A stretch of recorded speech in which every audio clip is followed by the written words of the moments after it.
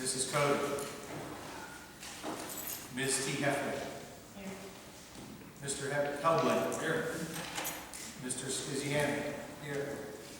Mrs. Viscusi. Here. Mr. Viscusi. Here. Mrs. Washington. Here. Mayor Dorsey. Here.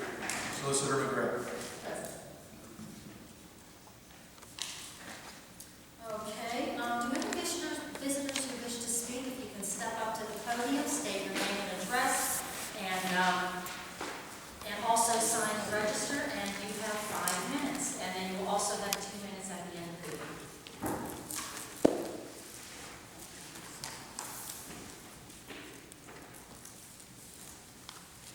Hi, you know why I'm here, and that's okay. No. I have a question about the ordinance that was passed for pawn shops, which don't exist in Pittsburgh except for 3 of them. The rest of us are precious metal dealers. When the ordinance was passed for a 30-day waiting period before it can sell anything, the original draft was 45 days. When did the 30 days change? At what point did it become 30 days or 45 days? Because it was tabled the last time I spoke about this. I'm assuming it went to committee. I don't know if there's any minutes available, but when did it change to 30 days? James, you're the chair. Yeah, it went to the committee the first time we spoke about it. So Okay. And then we had a committee meeting, Okay. and then we brought it back up. Okay, thank you. Were there any other changes from the draft that I spoke to you the first time? Not just the Okay. 30 days. What does supersession mean in that Article 9 in the ordinance? Chief, would you like to address that? I don't have the ordinance in front of me. Section 9, supersession of state or federal regulations, violations, and penalties. I presume it's Would have to take a look at it. I can do this one if you want, but Okay, it's- why don't you do that, and I will have it. If we talk about that.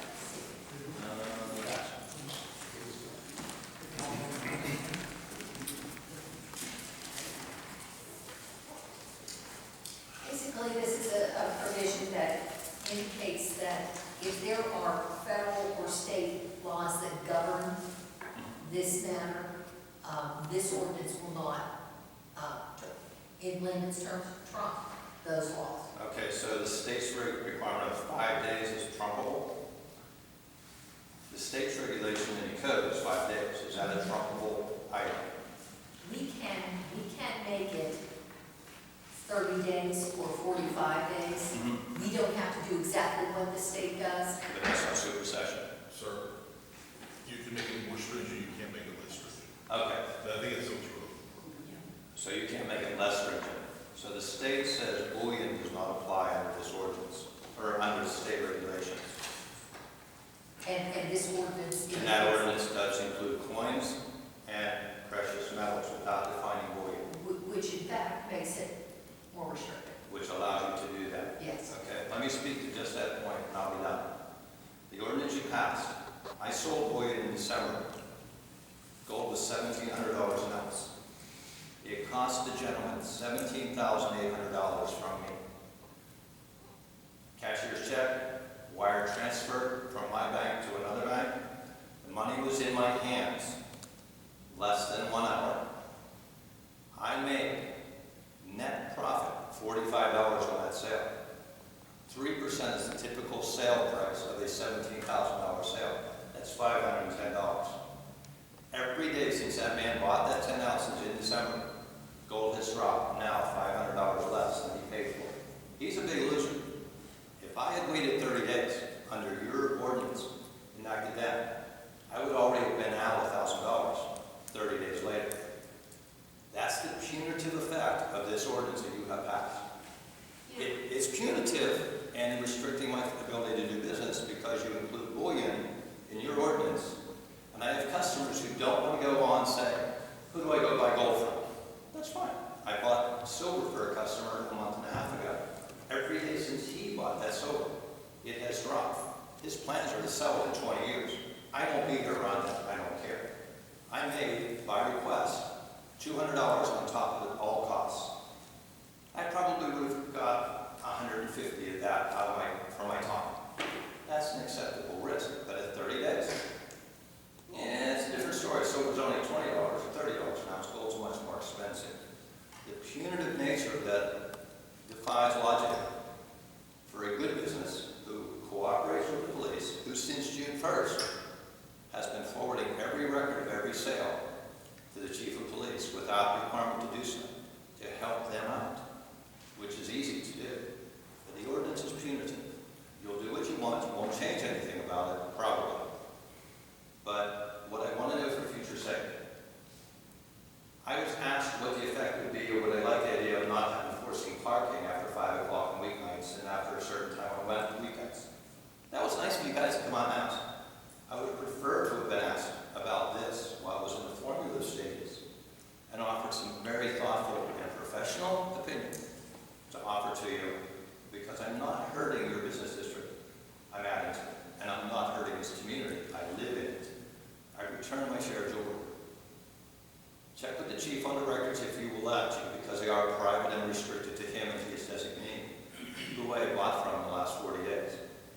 I've turned him on to 2 people who may be guilty of stealing. They're not Bellevue residents, but I have no way of knowing. But something happened in this sequence of events that said, I quit buying from them for this reason. I don't want to hurt this community. I have 10, 15 more years in business. I don't need a reputation. Pawn shops do not exist in this town anymore, and I resented that implication last time we met. A pawn shop is a banking department of the state's industry. They loan money, not based on anything but an asset that somebody can put into a showcase. That's why pawn shops haven't been allotted a license in over 10 years in the state of Pennsylvania. They're trying to clean up that side of the business. The supersession, now that I understand it, you made it more restrictive, but you've made it punitive. Now my customers who trust me cannot buy from me for the sake of a bullion purchase, because I can't sell their bullion for 30 days after they sell it back to me. I buy it based on a quote from a vendor. I sell it on the day of a quote of a vendor. When I committed to those 10 ounces, if that man doesn't hand me that money in 24 hours, it doesn't matter. I own it. If somebody comes to me and sells it, I get a quote from the vendor. It's this much, this day. It's called a swap market. I have X amount of time to turn it over the next day, unless it's a non-shipping holiday like Saturday or Sunday, which I can't get into. That's a lot of risk for me. I don't mind the risk of being in business. It's tough these days to be a small business. And I know I'm right. Yeah, Thank you're you. 6 minutes now. That's okay. If you choose to keep this ordinance as is, my last question, how long till I can appeal to have it amended? Because I will appeal to it to somebody on this council, if not all 20 of you. Well, right now, it has been vetoed by the mayor. Okay. That doesn't mean you can't pass it again tonight. I would hope that we don't. I mean, that somebody makes a motion, but what I would like from you is to, get your input. I mean, because one of the things you have never said, what you would change about it. You say you didn't like it, so it went from 45 days to 30 days, and that's the same as the city of Pittsburgh. So I'm thinking, okay, that's good. But you know what? You really haven't given good, concise input, so I would like to have that. That's the chief's opinion of what I've given since June 1st. Well, I understand that, but I would like to have. I'd be glad to be part of it, but I didn't know there would be a sudden rush to a non-agenda item at the last meeting that there would be voted on. Okay. Had I known it had been discussed at a committee meeting, I would have been there. I have most of my Tuesdays free. You had said that it wasn't. I was just told it was tabled. I didn't know where it was going after that. I did not ask, and it's my fault. That's why I'm asking now. Okay. I would like to, I would like your opinion as to how you would change that. If you can get that to me, email. I can do it via email. I can do it by letter. I If can you drop it email, off. and so I'd like to. And I can get that information downstairs or some online. It's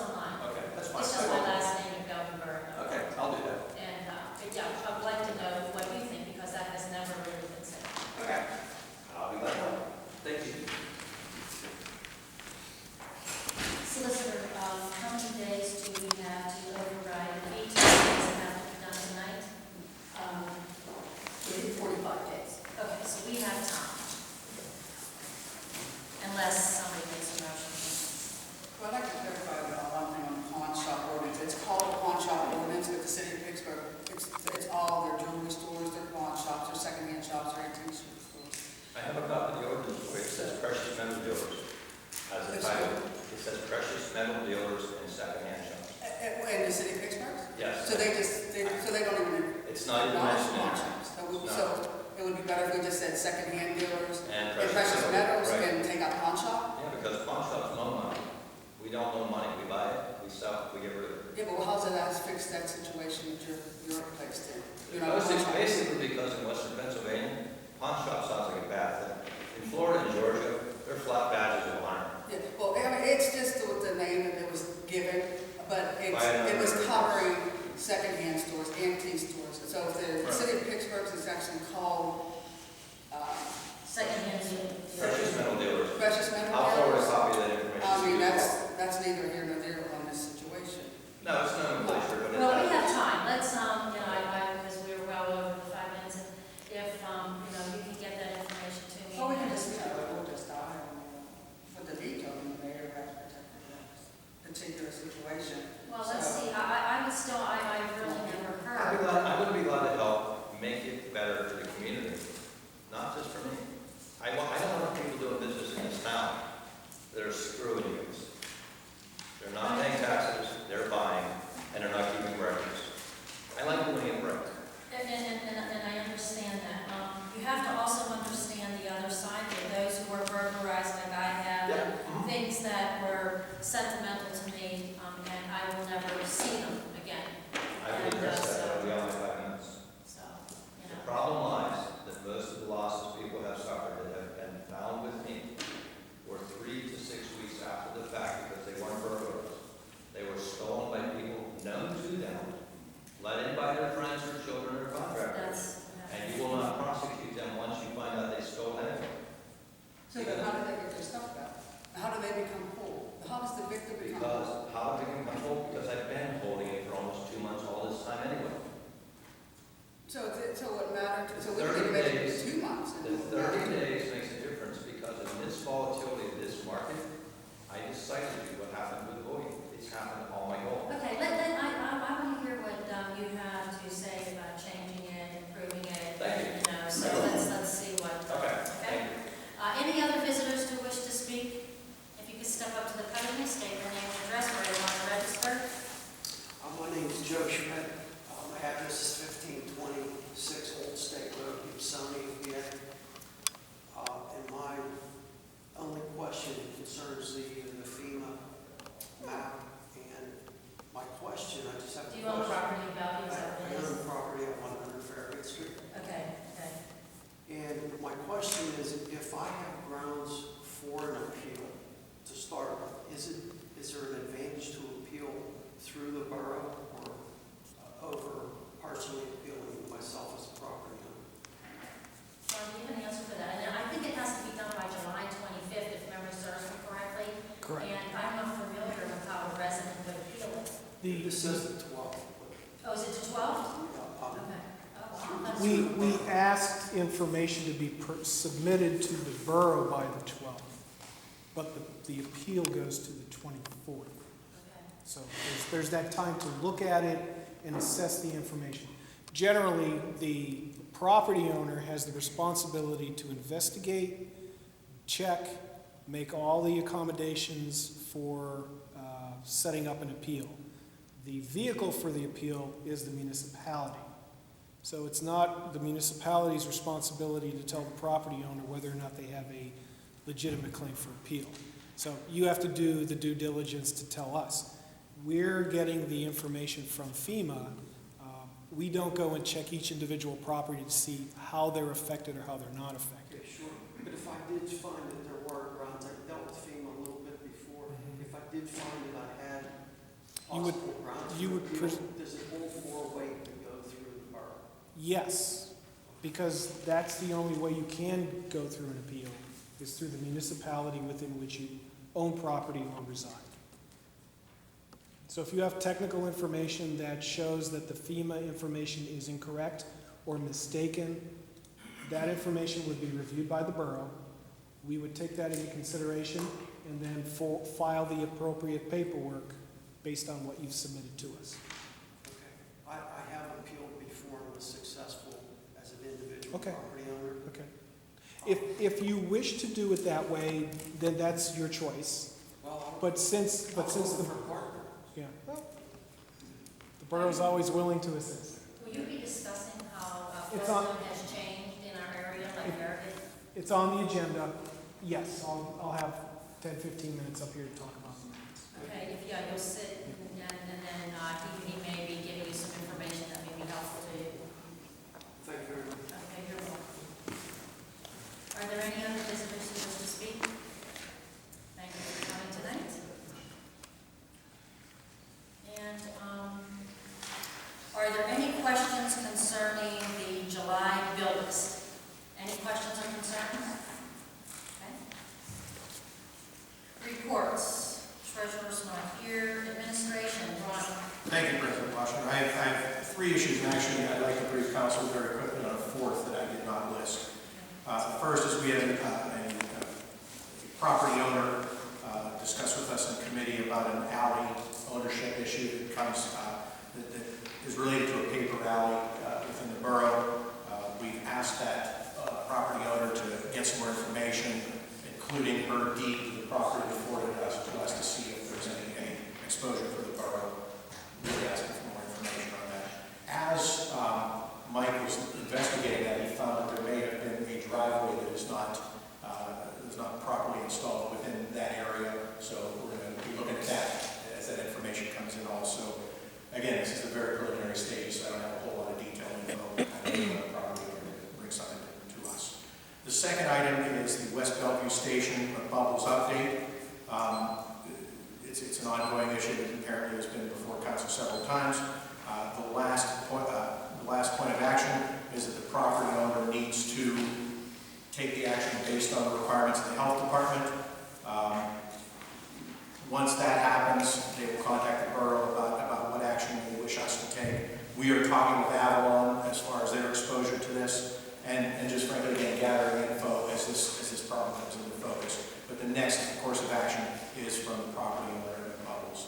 The one item that I would like, if I may, to add that I don't have on my agenda is a very brief update on our local government academy intern who's doing a project for code enforcement. A quick update says that the project has the property surveys 90% done. There are details on roof, windows, foundation, etc. still to be put on a scale of 1 to 3. And a database has been put in place with ongoing blighted and abandoned properties with details about conditions, taxes, and owners. If there's any questions about the detail, I'm sure Jim can help us, but I just want to let everybody know that there is progress and it's fairly major. Our intern will be here until approximately August 9th. That concludes my report. And transition. Yeah, I know. How will she be able to get that report done by August 8th? My understanding is she is well able to have that done by the deadline. She'll be more involved in the day-to-day operations of that several weeks since she's come back. And also, she's also putting on that spreadsheet those that are delinquent on the property tax as well. So it's going to be a very good source for us. Thank you. Any questions for our DAS? Okay. Thank you, Ron. Engineer. Thank you. John Rusnak. I've presented to you the front-end portion of the feasibility study in a one-sheet executive summary. The feasibility study is due to the Allegheny County Health Department by the end of July, the end of this month.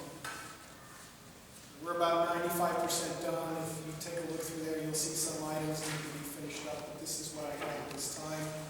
And council requested an opportunity to look at that prior to their action for adoption, I think, at the next meeting, which would be council meeting in a week. I'd like to point your attention to section 7. What page? 7 dash something. It's real concise. Yeah. It's 2-15. It's section 7.5, page 7-15.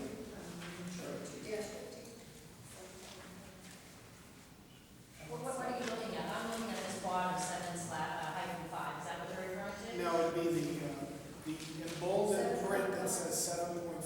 So it's on page 7-10. 7-10. And Basically, that is the summary of all the work that we've done over the last many years. It's the recommended alternative description for the borough with respect to how the borough is going to maintain, fix, work on, and then transmit sewage to the Alcosan points of connection at their intersection. Based on everything that we've looked at over the last 4 or 5 years, your recommended option is to convey and treat the sewage that Bellevue contributes to the treatment. There is no need to build a holding facility within the borough. There is no need to build any pump stations within the borough. There is no need to upsize any pipes next to or upstream from the points of connection to the Alcosan intersection. Your pipes are large enough to convey the flow, including wet weather flow, at those points to the intersection. That's the good news.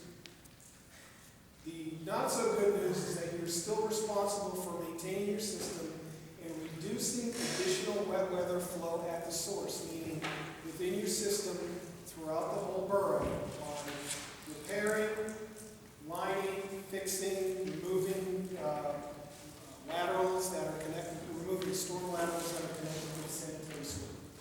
There's a summary of present worth over the next 10 years that we think, based on what we know at this time, that it will cost the borough over the next 10 years. It's approximately $7 million.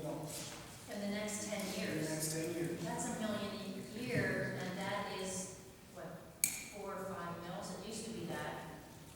That is an estimate based on the Three Rivers Wet Weather cost estimating calculator. It could be higher, it could be lower, but those are the numbers that everybody, that's the form that everybody's using. Those are the numbers that they have been submitting to Alcosan and to Allegheny County Health Department and to the EPA. So just Bellevue alone, in order to keep its system, it's going to be about a $7 million bill for you over the next 10 years. Now, I also read somewhere that the DEP is making some changes because what they're asking, most communities cannot conform to that. There's no way that Bellevue can come up with $7,500,000 in 10 years. Have you read that? What I know is based on what the Alcosan costs will be for their improvements. It's in the $3 billion range, okay? Based on what they call the affordability analysis, the EPA's affordability analysis, based on all the communities within the Alcosan service area, $3 billion is not an affordable number for everybody.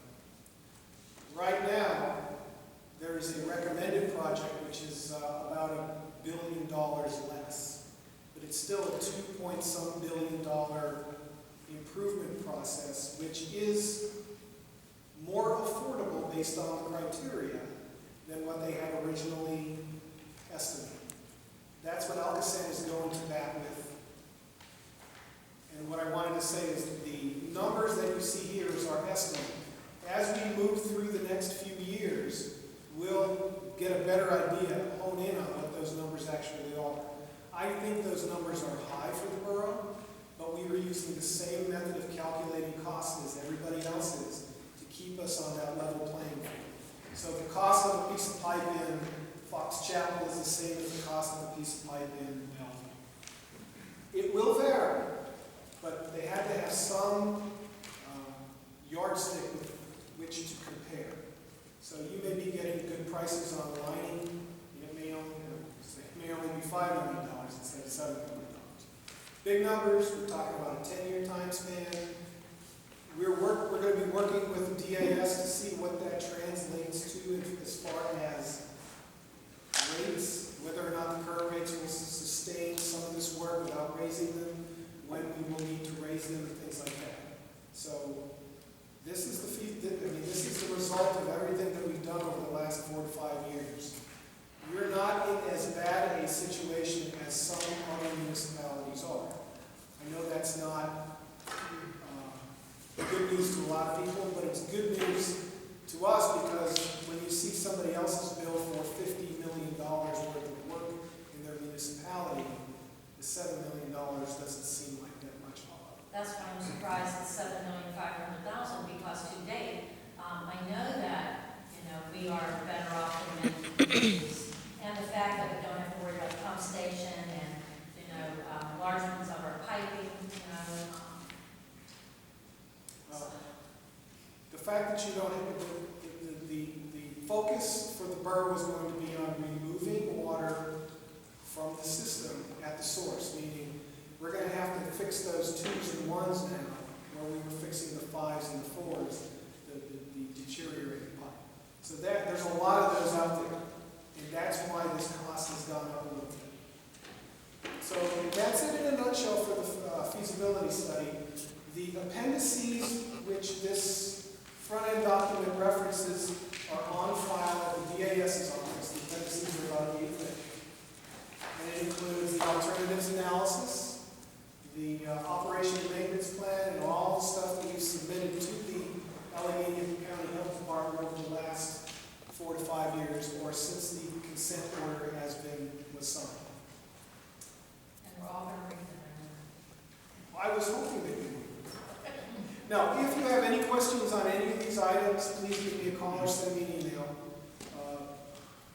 But I would expect that at some point, council will take action to move ahead and resolve to accept the findings of the feasibility study so that we can finish this up and submit it to the county health department by the 31st of this month.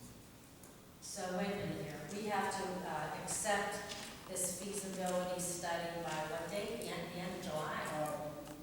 By the end of July. That means that's next week. Because this is our pre-council, we have council. So that means if we're going to do that, it's going to be for council. That's correct.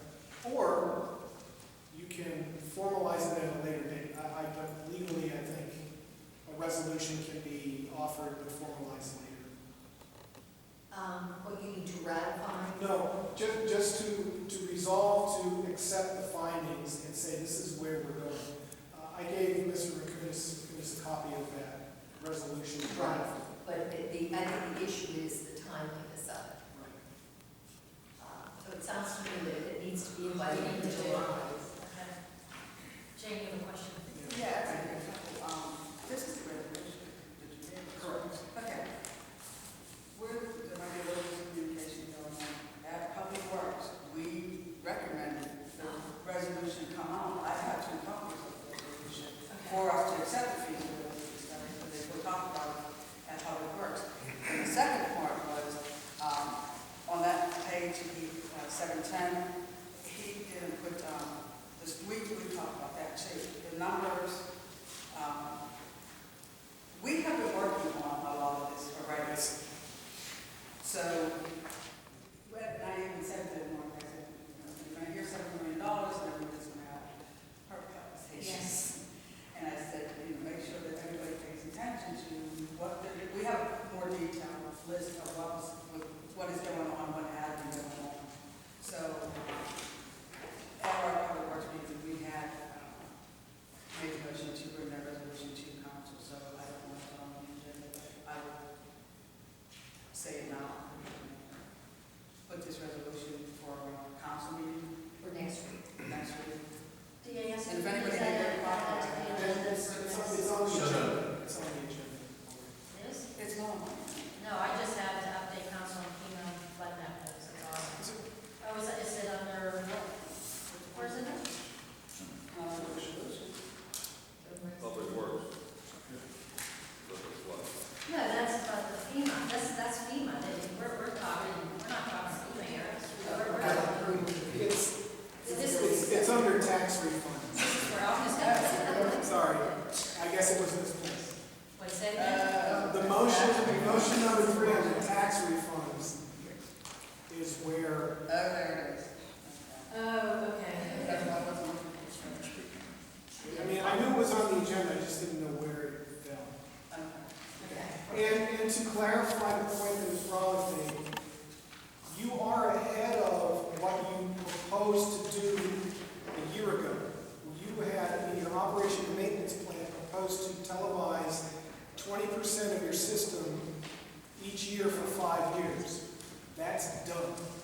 So that portion of the money has been spent. We've got a full system televised, and we're working on that first year repair this year.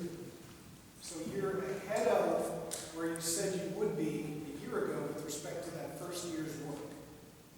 So even though it's still a $7 million cost as estimated, it's not going to be quite that much because we're trying to get you ahead of that curve.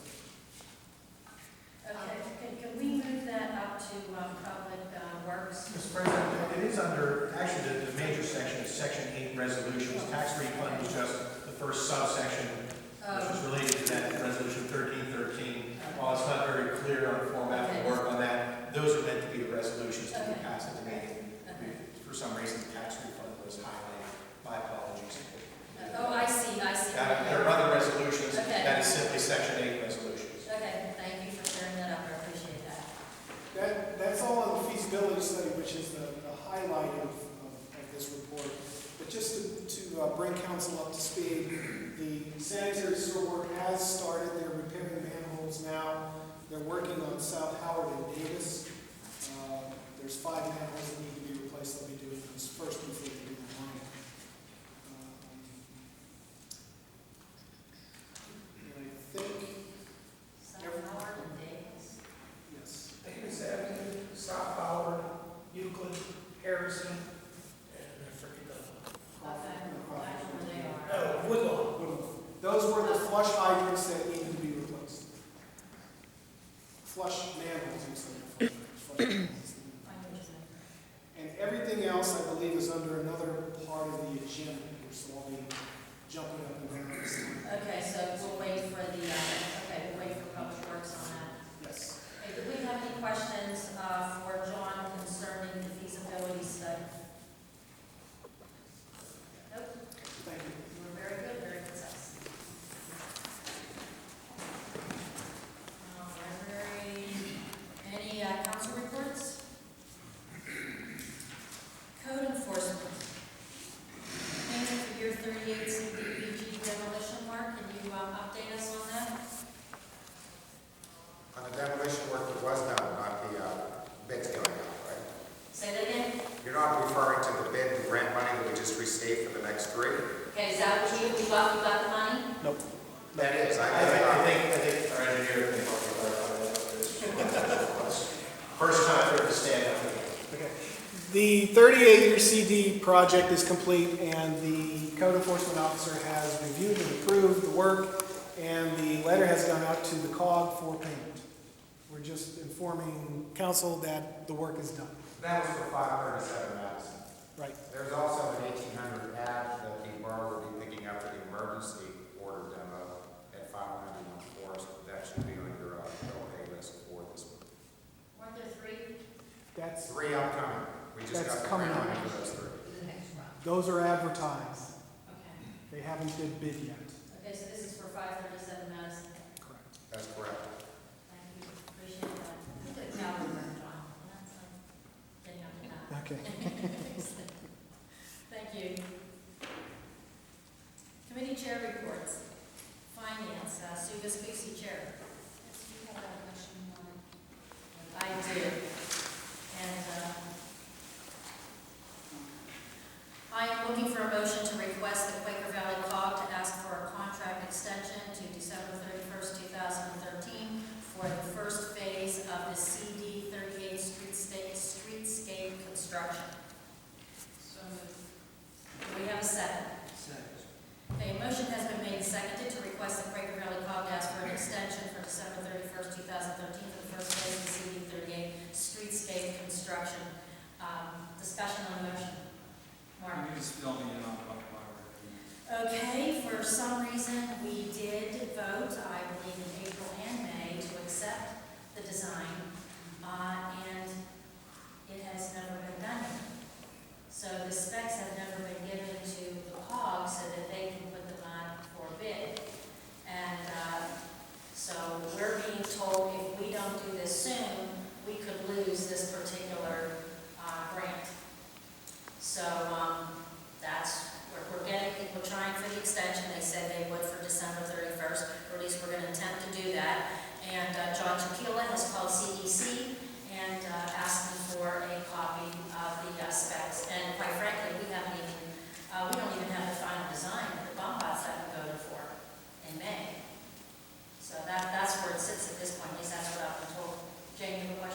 Yeah, why are we extending it so long? Because of the letter says, September, so why? Okay, what it is they have to start construction in the fall. I mean, this has to be done by the end of December. So what we will do is we will advertise it. Well, what happened to the acceptance of the streetscape and the advertisement that we had? What happened to it? I do not know that, and so John Shaquille is checking that out. I have no idea, but we have to get that advertised so that we can get the bids in and they can start construction and have it completed by December 31st, 2013. They can't do it by September 1st? July, August? And construction? Okay, first of all, you got to advertise it. Okay, then you have to get the bids in. Okay, and then they have to schedule it. I mean, I'm sure we're not the only customers. And then they have to start construction, and they have to be done by December 31st, 2013. Well, This is what I was told. if it didn't work the first time, we accepted the streetscape and told them to advertise for the streetscape. What makes us think it's going to work this time? Because John Shaquille is involved and the county. So And I tell you, if we don't do it, we won't get the streetscape. So we got to make a motion to accept the streetscape plan without the bump out, except for the 4. No, we already accepted it. And that's what we're doing. Advertising. We accepted it. All this motion is doing is, it's giving an extension till the 31st to get the project completed. So we don't have to do the advertising. Well, yeah, it has to be advertised. John will do that. Because we voted to advertise it. This is just to extend the entire process more time. Because You've already set it up to be done. You just need So more there's time to nothing get it done. happening. We don't have to decide on what's being done right now. We did that. We just have to get it done, and we need more time to get it done. Does that make sense? It does, but unfortunately, it's. You know what, though, I thought after the specs are done, then we still have decisions over what is actually done of those. I thought we had that. But anyway, we'll, as the process goes along, but at this point, if we don't do this, we will lose the grant. And so John is calling CEC, asking for the specs. So, and I would like to have a copy of the final design. I mean, we haven't, the council hasn't received that yet either. So, but John is on it, and he knows it, the importance of this. Any other discussion? Okay, all those in favor, say aye. Aye. Nays? Roll call, please. Mrs. Brodge? Mr. Camillo? Ms. Heffernan? Mr. Cumberland? Aye. Mr. Cesiani? Aye. Mrs. Viscusi? Aye. Mr. Viscusi? Mrs. Washington? Aye. Motion carries 7-1.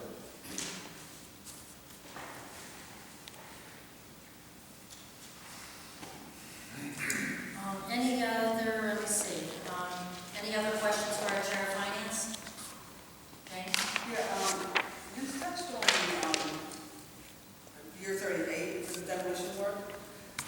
And I have this other piece of paper that has the CP 39 for 39. Do we have to do anything with this? No, we do not. Okay. I don't believe you. Okay, expert told me.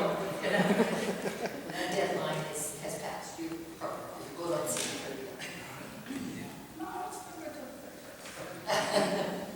Any other questions for our Chair of Finance?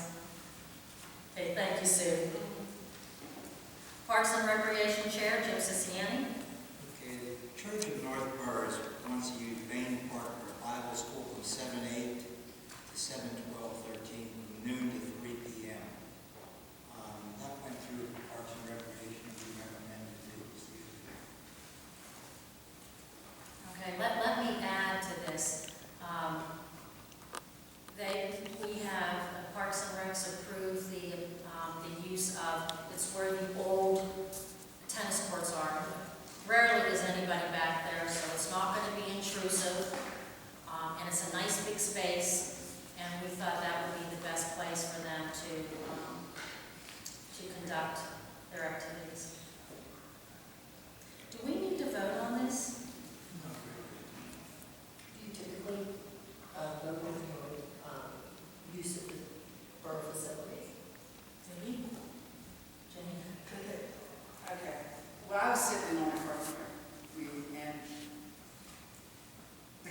conversation went, it's a public park, so anybody can come at any time.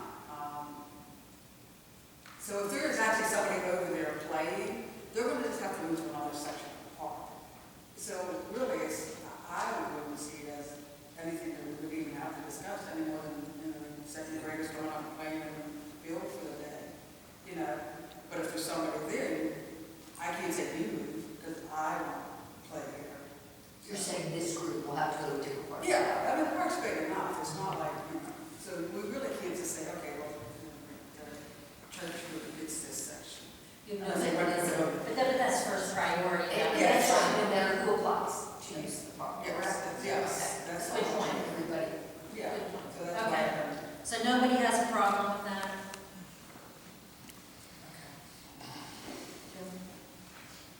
Okay, on the skate plaza, final invoice for Swan Ranch Phase 2 can be for possible action.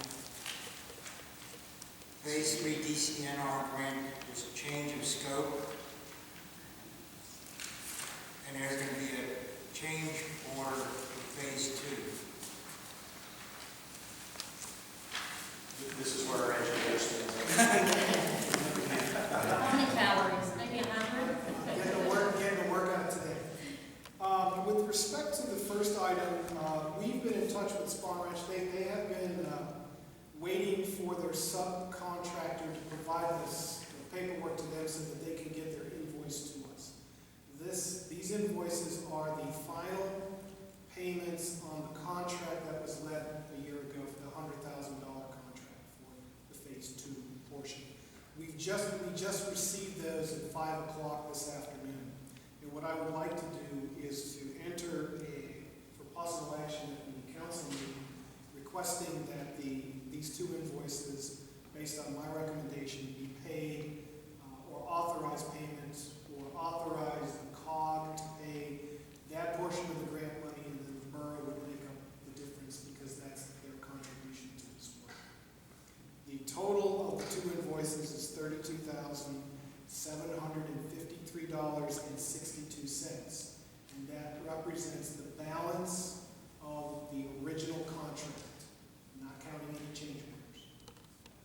So we paid them 68,000 so far. There's 32 outstanding. This pays the balance underneath that contract. Okay, now you talked about change orders. Right. Well, yes. At the next committee meetings, I will have documented requests for change orders from Spawn Ranch for discussion and action, possible action in August. I don't want to go into the details right now because we've got more than enough going on. Yeah. Okay. Under the We need a motion for the one to move it to council for action. No, I think we can just request our DAS, put that on the agenda for the council meeting so that we can vote on it. So Okay, thank you, Jim, I appreciate that. With respect to Phase 3, which is the green space, ADA accessibility, and anything else the council wants to add to the skate plaza, I would ask that you consider what it is that you may want to add based on the application that was submitted to DCNR, because we have to request a change of scope from DCNR. They have to approve any changes that you want to make to that application that was submitted, I think it's better than a year and a half ago now. We've talked about this in the past. We just haven't gotten to the point where we've talked about finalizing those things. And I think you were talking about the potential for putting up a video camera, doing something with the fence, considering the restroom, sidewalks, green infrastructure, rain gardens, things like that. So we would bring that to council or to a committee in July for discussion at the August meetings. Just one more. I have one question. I think we have discussed the possibility of including, there may be a possible water problem there. That's correct. Yes, that would be part of that discussion. That would be part of it. Yes. Knights of Columbus. Yes, I know what you're talking about, yeah. So we're going going to, we'll start that process again at the committee meetings level so that everybody has an opportunity to give input. Some things we can do, some things we can't, but we'll flesh that out. When will the application be due? When do we have to apply for things? We have until the end of 2015 to get this work done. We've been approved, but we're making changes to the original scope that DCNR has to approve. This thing was done From the very beginning, so, when Katie was still here. So we're still, that was when it was applied for. okay. And to date, what is the borough's outlay on this? Do you know that? On the Phase 3 project, it's a $60,000 No, grant. no, phase 1 and 2. $255,000 roughly. Okay, that's not our, Construction. that's not our, I think Not it the was borough. 20% match for both. okay, so it's 20% match. So 20% match, maybe $40,000 for construction. But 20% of 255,000 is 50,000? 50,000. Okay, so you're saying 50,000. To Okay. To date, your 20% match of 2 CDBG grants. You will have a 50-50 match on the CCNR grant, which I believe has been budgeted already. It's a $60,000 grant with a $60,000 match. I double check that to make sure that the budget was appropriately noted, so we're still good on that. Okay.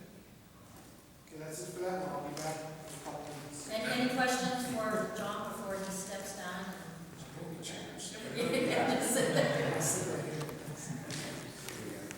I'm glad you're attending tonight. Me too. Go ahead. Move to authorize Bellevue Development Association to use Memorial Park, Memorial Pool on Labor Day for their annual dog swim fundraiser for Action 79. Any questions or comments concerning that? Okay, I have dog park. Is there a discussion or question on this? I don't know what that is. We don't I know. was just resident from the last meeting. Okay. Okay. Okay. And then the library, the report was given by Denise on the library. No, but the pediments. Yeah, evidence, Ron, was anything on that? Yeah, well, Ron and myself, we got the information, got the drawings, and then I checked them all out, approved them, and, I mean, verified that they were correct. So they're going back for approval. We needed something, and I called, left a message for them to send it, so hopefully we'll get it. I received nothing. Oh, yeah, I called late this afternoon, so you should have it tomorrow. Just, they want to attach the pricing to the actual specifications. We have the pricing, but we want to attach it to the same paperwork we just got. Is it going to be as exact as possible to what we have on it? Yeah, you see the pictures, yeah. Oh, yeah, I did look at it. It did look, but it was a little blurry in the middle, so I wasn't sure. Yeah, it's almost identical. Best. Any questions? One for Jim. At the committee meeting, Northgate Quarterback Club, it says on the poll passes for a fundraiser. Then there's a page there. They just want 4 one-day passes Okay, Frank. for a fundraiser. I was just. I can address that. There's been, there'll be a donation on that. So it won't go to the parks. Okay. All we need is all I need is the information on when they need them. I think it's July 27th. Those are the night races. I'll make all the arrangements tomorrow. How much is it one day? Is that $4 or $6? Okay. Sue? I just have a question about the pediments. Actually, it's not about the pediments. It's about any construction or rework that needs to be done from damage. Right.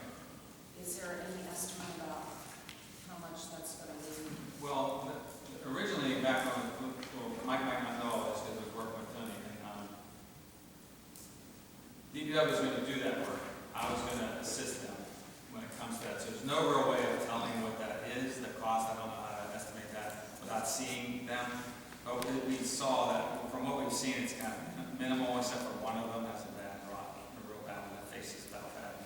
But, so we really were just going to do that on a time basis, and they were going to handle the projects, and I was just going to volunteer. Help out. Thank you. Yeah, so I don't, yeah. Okay, thank you. That's good. Thank you. And Any other questions for our chair of Parks and Rec? Mark? Can you just update me? I know that I saw a flyer. What's happening 4th of July? What were you doing? What were you doing? Yeah. That's Yeah, James. what's Yeah. Yeah. What do we have every year? So, People will come up and volunteer, with the mayor and the BAS and Ms. Washington. We'll probably get up around 10:30 or 11 o'clock. The cook-off starts at 12 to 4. We have everything in order and that's the whole one. Do you want particulars? Is the food served 12 to 4 or 12 to 2? Well, it's around 12 to 4. If we have to, it's the food we serve until we want to, so if we want to. And do an anti-rain dance, please. Yes. Because But we have entertainment, face painting, street smear. bingo. Bingo, prizes, scratching tickets. We have bingo. We have bingo. okay, thank you. And one other question. And this is in progress, I think, but I just wanted to kind of get updated on those on vacation. We talked about this at Public Works a little bit, and they were going to talk about it, or did talk about it at Parks and Rec. Like the idea of maybe just to get, for the bad behavior that might occur up at Bayne Park, some of the ideas you have. One of them was, I just want to know where we're at on this.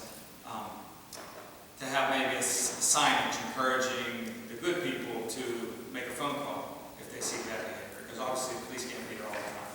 I mean, that's impossible. So are we somewhere with that? Like some kind of signage or something? I didn't know anything about that. What committee? We just talked about it, I guess. We talked about it, and then I just heard that the others were talking about it. Oh. So I didn't know what everybody thought. Finance did. Signage, but that does prevent putting a different picture on it. Just kind of, where you're encouraging people to take ownership of their park and say, hey, you see some activity, call, blah, blah, blah. Maybe we have a designated number someday, or instead of 911. We have to use 911. Okay. Matt, I have a question. Because, that would answer all the, you know what I'm saying, and if moms would see something bad, they can call up. I've been on a kick with the 911 thing since it's changed. Breaking the habit is the biggest thing. People think that I'm not calling because a kid acted stupid. They have to. They have to call 911, otherwise we have no means of knowing you're getting there. And other communities are having, especially the ones that always had the 7-digit number, then the 9-digit number. They always 766, 7400 need a policeman. Yeah. Unfortunately, 911's taking over Cole County, and that's the only, I tell people, I'm not calling for a dog barking. Right. You got to call. Otherwise, that problem will never solve. Okay. But the sign idea is a great idea. I think it's cool that the kids also, or whoever age, see that somebody can do it well and help them. So who will take that, like, lead on this, is what I'm saying, trying to get the sign? I'll be cautious. Yeah. I'll Okay. run the committee. I think it'd be a good taste. Public safety.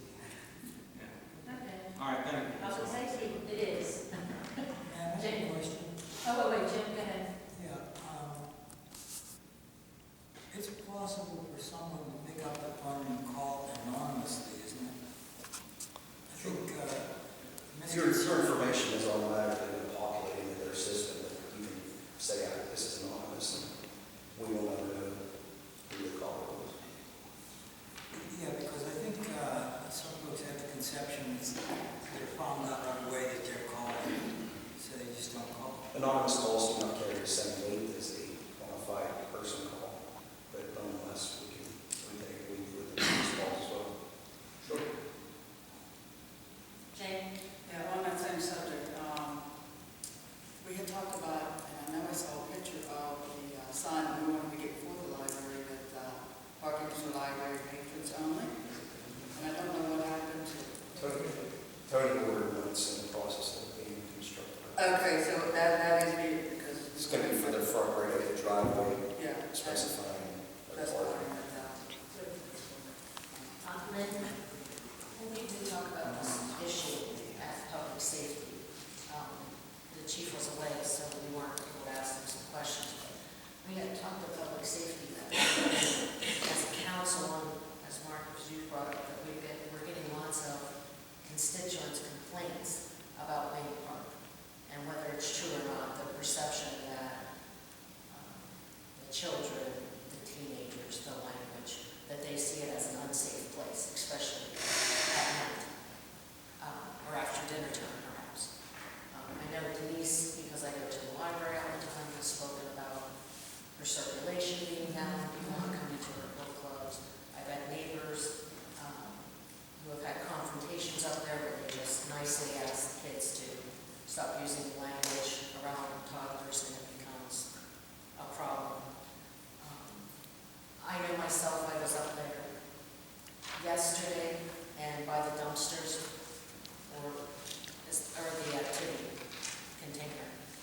there was a giant, 2 cases of beer up there that I guess they were nice enough to clean up, but obviously they feel comfortable enough that they're drinking up there as well. I was up there today for Northgate Summer School, and the gazebo was trashed. It was so disgusting before we had our picnic, we had to clean it up ourselves. I just think it's a real problem. There's a perception that, we've talked to the chief, but there is a perception that the park is not safe, and I don't know, we talked about perhaps we know that council is not in charge of the police department, and that falls under the mayor's jurisdiction. But something needs to be done to increase the presence up there, or what people see as the presence, so maybe they're not going to be so ready to misbehave up there. I have numbers for May and June, 130 park patrols documented through 911. And to add to that, we had 1,450 on calls throughout the borough in that same time frame. So you can see that our dedication to the park with those numbers is about as much as we can do without it costing money. The 5-10 minutes we spend at the park floating around seeing what's going on is about all we can dedicate without it costing a detail guy, an overtime guy. As the mayor was just asking, we have 44 people actively suspended banned from Bayne Park for one reason or another. We use our SharePoint to document that. We arrest them if they come back in. Can I just ask the one librarian today, because we were just talking about it, had asked, is there any way they could be told if he was banned, so that, well, they just thought they're kind of like the eyes up there. It's juvenile information. And, well, they just thought if they saw somebody they knew shouldn't be there, they would be able to. I guess we could. Do you know what I mean? They haven't been arrested. Yeah, I guess we could have. Just like a partnership type thing. Sure. They, they're the front that seems to get all the complaints and why is this elected. They're there. Right, and they said they've seen you take people out, it's just that they kind of knew, even a face, then they would be able to contact you and let you know. Sure. Yeah, like I said, it's even if we went up there and did 2 hours in uniform, nothing's going to happen in that 2 hours. The minute we drive away, party's on. Yeah, it's just like the parent with the kids. When the parent's away, the kid's going to act out. When we're there, and we do some undercover work up there. We have had plainclothes details up there. But these kids know us. I wouldn't say, I'm not saying it's a losing battle because the rest of them up there have been minor fights. That's going to happen no matter where we have it. Nothing major, no major drugs, small drugs, stuff, marijuana, no drug dealing. Like you said, it's a perception. When you bring skateboarders, teenagers, tattooed, long hair, the perception is horrible. I'm going to be honest, they look like criminals. That's just the perception that adults have of skateboarders. And like I said, I'll work with anybody to work with the park. My guys are documenting everything that we do up there, just to keep track record, documenting who we throw out, who we ban. Maybe that signage will help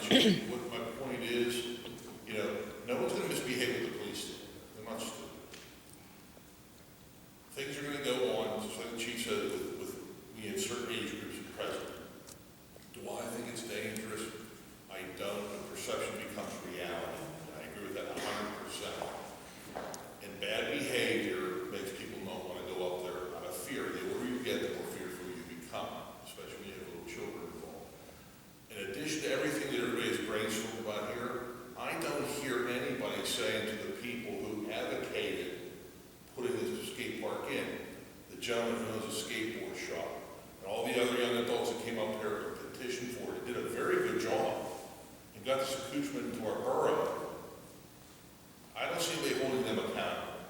I don't see anybody saying to them, you start policing your ranks.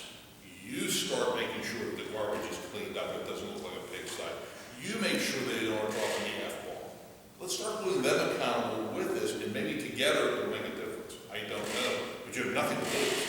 But never once in this whole time of talking about bad behavior at Park do I ever see anything pointed towards the people that advocate this to be put in. And they need to be responsible because they assured us that this would not happen. And before it gets worse, make it better. I got one more to add to it.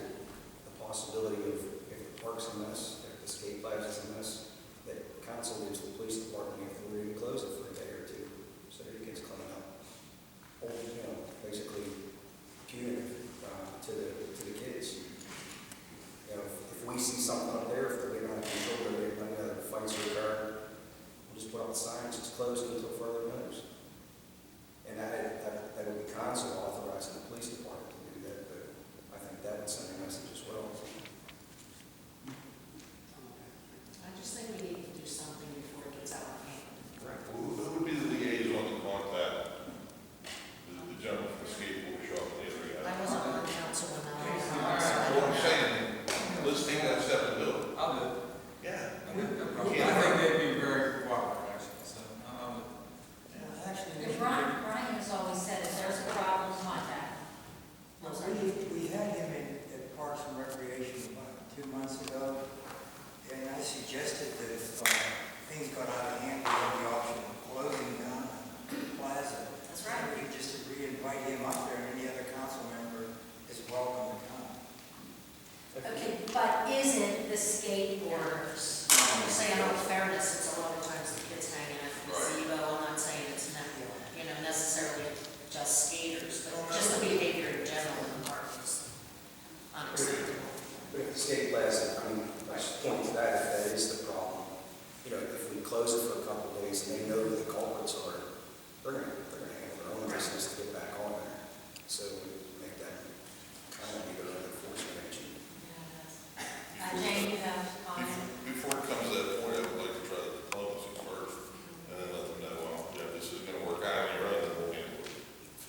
Jane, you're next. And then Yeah, I've been listening on both sides, and it doesn't matter if it's a skateboard or basketball. You buy kids together, and you're gonna have kids doing what kids are doing. I believe a force of police officers just dropping in, like you said, if you just drop in and they don't know you're coming, other than just, you know, coming when they're calling, the behavior may start circling around, like, oh, you know what, they may show up now, or they may be, there's a cop around every corner, that's what I always tell the kids, and I know how to not too. There's a cop around every corner, so don't speak, because We've he's done coming. 130 times in the last 2 months. And that wasn't called, that was us. Just drop them in, and when you dropped in, how do you ban somebody from a park? I didn't understand that whole, If they commit, if they're breaking rules or they're breaking the law, we put them on our list. We use the share, our share, put them on the list, and they don't come out. well, they do come out. The rest of them. And that is the park rules, or is it just that behavior? If we ban somebody from a store or public place, if they come back, it's defined trespass, and we can arrest them. That's what I wasn't understanding. Mark? Yeah, that's what you just said. Mark? Oh, yeah, I'm sorry. All that I'm good with. And I think if you were gonna close it down, I think that makes sense if it was being abused or not cleaned up. I think maybe we should post those, unless we already have that. We have rules there, but a warning or if this is not maintained, it'll be closed. You know, or you wanna wait till that happens and then everybody wonders why it closed. I don't know. That's what I just said. Oh, no, I was saying post the signs as a warning. Did I miss that? Everybody's crazy about signs. No one reads them. No one cares about them. Well, So the sign as far as, you know, helping out and calling 911 if you see something going on, I have no problem with that. But, you know, back in the 70s, they had songs, signs, there were signs. No one reads them. No one pays attention to them, especially when you're a teenager. You didn't, I didn't, they don't. If you brought the gentleman in, and maybe some of his peers, and sat him down and said, look, we need you to work with us. We need you to communicate clearly to everybody out there, because they are the ones who have, they work a lot with them, they know them, they're part of that. That's all good, I agree. And then, when you convey it that way, it's gonna be a whole lot better than putting a sign up. Well, I agree with that, but I mean, the signs are pretty valuable when you have a sign that says what you can't do and we're gonna shut it down. I mean, I think we're good, I've read signs. I mean, how do I know not to park here, or not to park there, or not, or Friday's no good? You know, so I mean, Garbage on the ground? yeah. Do you know not to put garbage on the ground? I mean, come on. What's the matter? I'm sorry. All right, well, I mean, we have good things to move forward. Hold it accountable. Linda, Okay, Jim, go ahead. rather than wait until the next park and recreation meeting, could we invite this gentleman or his friends or whatever into our council meeting? Okay. Would everybody like to have the owner of the skateboard shop in Vernon? And That's only a week away, otherwise it wouldn't be another month. is that acceptable to the people here? Is that, Would it be a more relaxed atmosphere though at a community meeting instead of? A council meeting. Yeah. Well, it's a situation where you want to wait another month because. No, I just meant maybe it could be done more informally. You said you. Yeah, I would say I could go talk to him, tell him what we're talking about, what we expect, and what we want to do, and then we invite him to the next committee meeting to follow up what he's doing. How's that? Does anybody? This will be right here. which committee? Yeah. Parks and Rec. Park and Rec, He okay. appeared with us 2 meetings ago, and basically that's what I was telling him, that we have the option of shutting the plaza down if they didn't cooperate. But with all the council concerned about this now, it may carry more weight. Okay, that's fine with me. And are we going to move, no offense, on the, we urge you to call them 911 if you see it appropriate. I mean, who would do that? Those ones following through. Matt said he was going to work on Okay, all right, sorry, just checking. it. Thank you. Dave, Jane? Okay, unfortunately, I guess I'm seeing it something differently. We are gonna ask skateboarders to patrol the park. Let's just say the skateboarders are angels and they're perfect and they're not doing anything. And it's actually the people that are hanging at the pavilion that don't skateboard. You're asking one group of people to patrol another group of people. And just a skate park. Well, Just the I skateboard park. So, Right, hey, I think so it's someone such in the pavilion swearing and throwing beer bottles all around, they are not to confront anybody doing that. If they have a cell phone, they call 911. Right, no, But no why would confrontation. you close down the skate park because somebody's in the pavilion that that's how I saw it. You're asking one. I you're didn't saying, get that. I all got the that. problems are you. I thought it was just that it was a skate plaza, because I'm under the assumption that the trash is at the skate plaza. No, she said, well, what was Is that? that all over the gazebo. It's all over the Okay, gazebo. well, that- Water fountain. The gazebo part, we can police and say, okay, we will shut it down.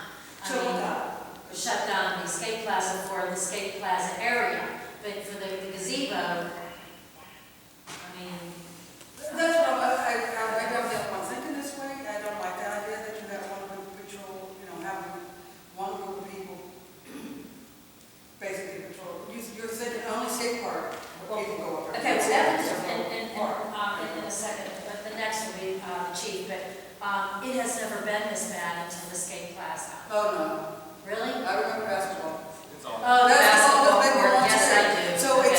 and here's my point. It was the Five same kids thing. together, Yeah, I know. you're lumping them as, no offense, chief, somebody with tattoos and long hairs. I know a lot of people with tattoos and long hair, and they will give you this shirt off their back. I'm not saying Doesn't that's make my you- perception, I'm talking in general Yeah, perception. I don't like the idea that, if you want to bring them in and say, okay, if there is a problem with the skate park, where they're hanging down here, and there's following down there, and there's drinking down there, we're going to ask you to make, if they have a skateboard in their hand. Other than that, Okay, shut Matt, up, can you help me out here? With Mr. Russell talking about the phase 3, I would stand on my head and say we need cameras. I think that should be first priority. Yeah, I was gonna say, I didn't know what the price was, but The last that's good. bid information I got, well, to do it right with the remote and what have you, we're about 14,000. But that also leads to a building system where we could put cameras throughout the borough, Lincoln Avenue, eventually if we wanted to. Businesses could probably pay the borough to have a camera in their system. What about Homeland Security on that? Because I actually thought a community just did their streets with money from the federal government. The only community I know that got camera money was Etna, and I can talk to their chief on how they did it, but and how they used that money to get that. I think that was from like WAM money when they got that. And I can double check and see what he did for that. But nonetheless, if we're getting a grant with that, I think that should be part of the scope change. But if we can get it from another source, because right now, that particular grant is going to be a 50-50 match. So if we can get it somewhere else where the match is much less. I will look into that. I'll do my best. If we can't, then I think council should consider the cameras, and also those cameras will enable the guys in the cars and even in-house to watch that park 24 hours a day, even when we're not in it, which is a good concept because then they're sneaky about it. We'll see what's going on. They'll demolish the cameras for a few days and forget about them and do their business. So that's. Okay, can we summarize this already? Okay, Mark, can you?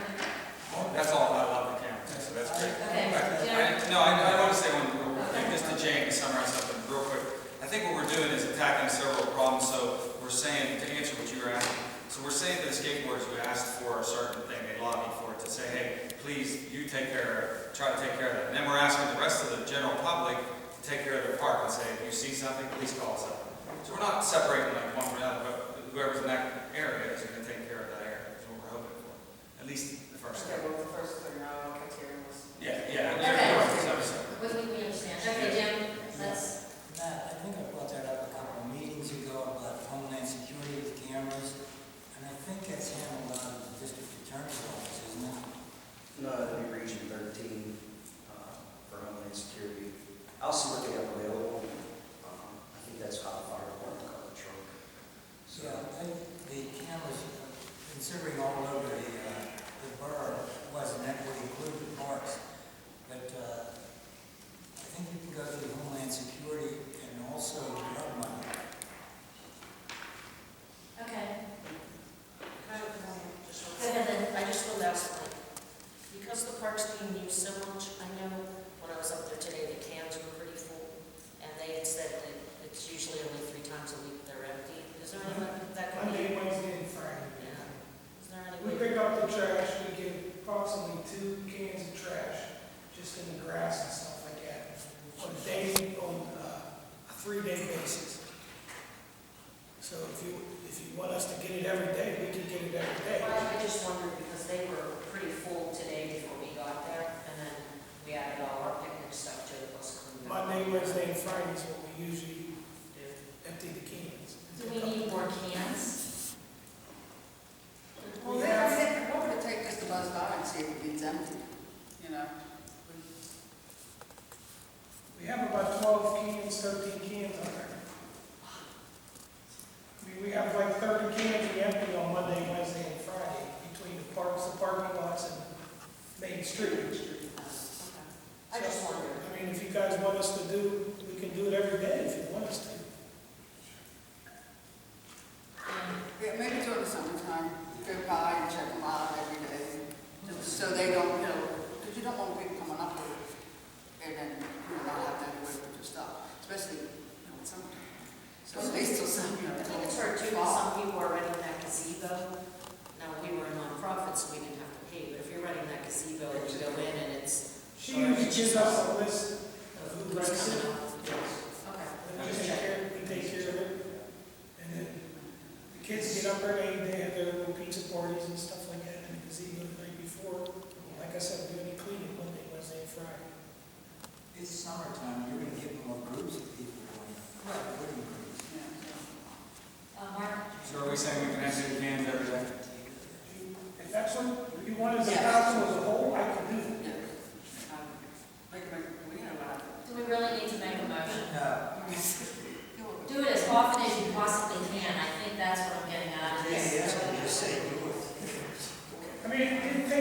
approximately an hour and 45 minutes to empty all, like 30-some cans we have.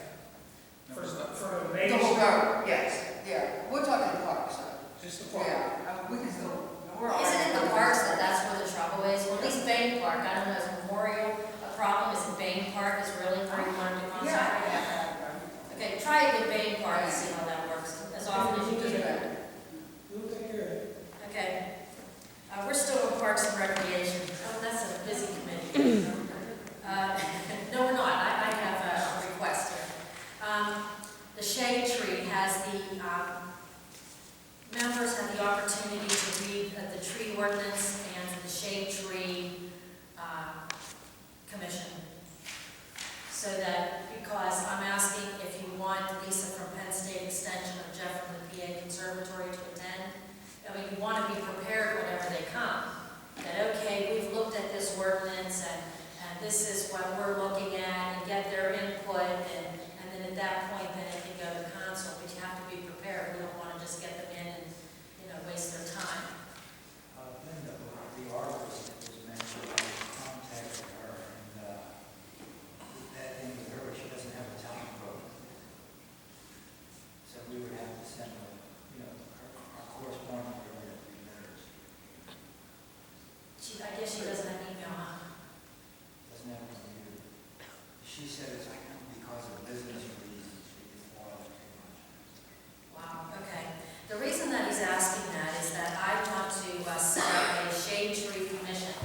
And I'm looking for those people who have knowledge, arborists, knowledge of trees, and that, that type of thing. Someone that understands why I was against a shallow rooted tree in a park.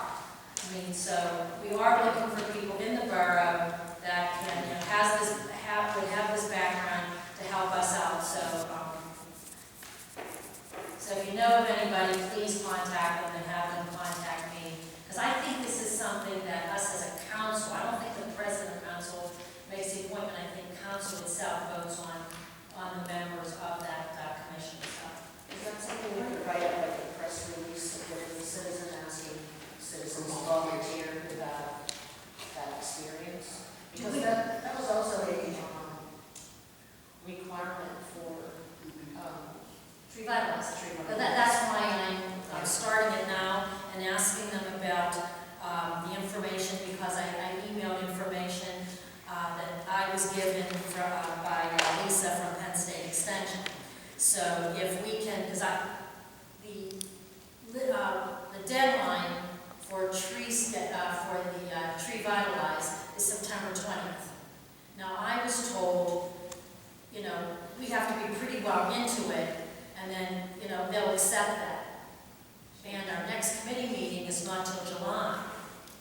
But we have to have at least something of what we want to do for the July meeting. And I'd like for the committee to really look at it, know what you want, and then possibly get Lisa and Jeff in. Now, if you want to wait till August so you have more time, but you want to be prepared when they come in. We don't want to look like we're wasting their time.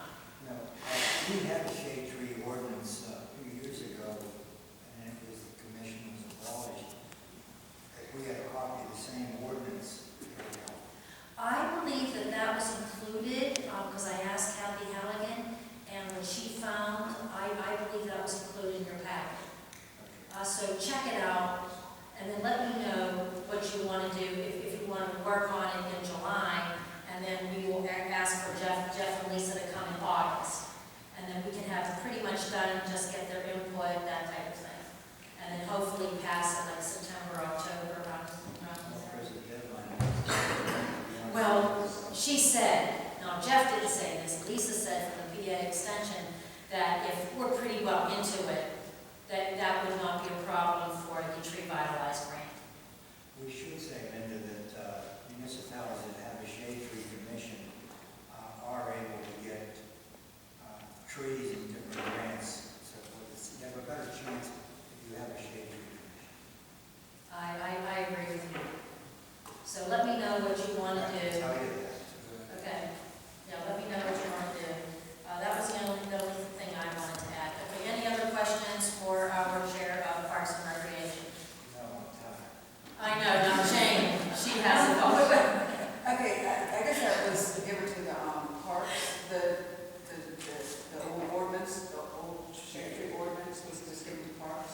Yes. Oh, it's okay. I mean, Yeah, no, I mean, I can get it for you if you want to see I it. might have a copy, but I don't know when do we have to, do one thing first before we leave the second thing, like establish the shade tree commission first before we? Why can't we do them together? I don't know, that's what I'm asking.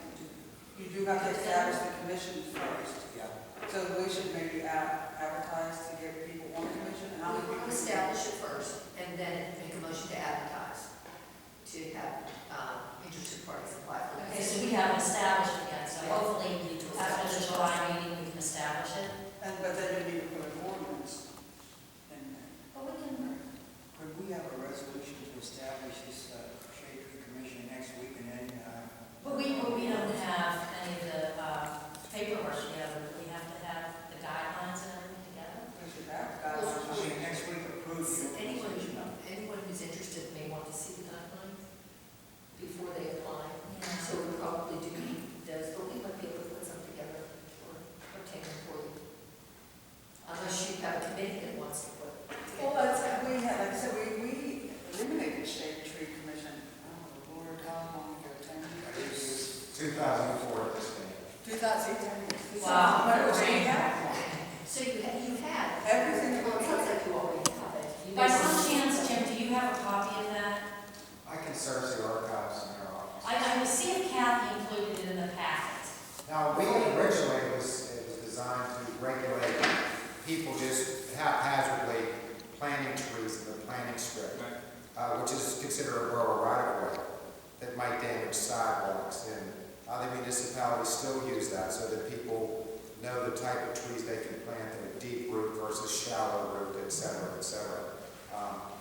But yeah, that was the end of 2004, I think they just. See if Kathy has it, and then if we can forward it on, we can see me on it. I think it was someone Mark wanted to talk before, was the mayor's asking. You're done, Mark? Real quick, I had gotten that ordinance from Swigley way back. You have We it? copied it. No, we used theirs. I might, I'm not sure, but if we still have it, but then what I'm thinking is if we're trying to figure out how to establish it, can't we just borrow another borough's? Oh, absolutely. establishment? Oh, yeah, I'm all for that. Mayor, you have it? One of the reasons the Shade Tree Commission was disbanded was because there was the ongoing debate Over who's of maintaining the who trees. maintains those trees in the planting strip. Do you need permission from the borough to cut them down when they are encroaching on other people's property or they're lifting the sidewalk? Whose responsibility that is? And at that time, our solicitor was kind of bringing it all back into the borough's fold, our responsibility as the borough. And I don't remember the nuances of it, just use the generalities.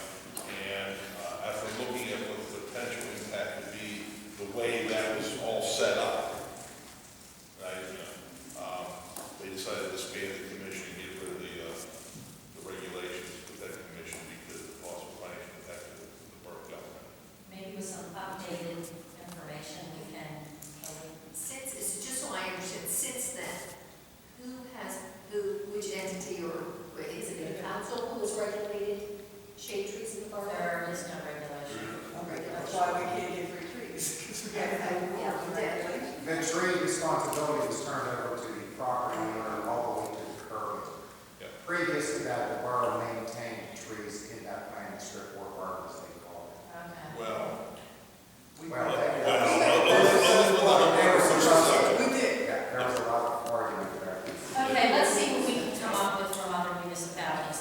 Okay, any other questions for Parks and Rec? Okay, thank you, Jim, appreciate it.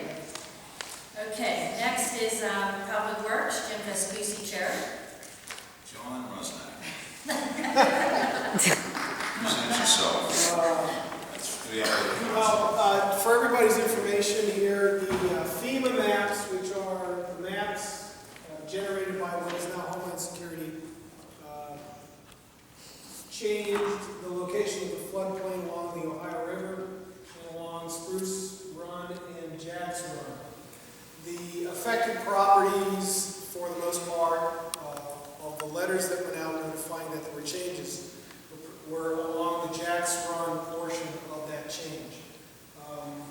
You can see here on the old map,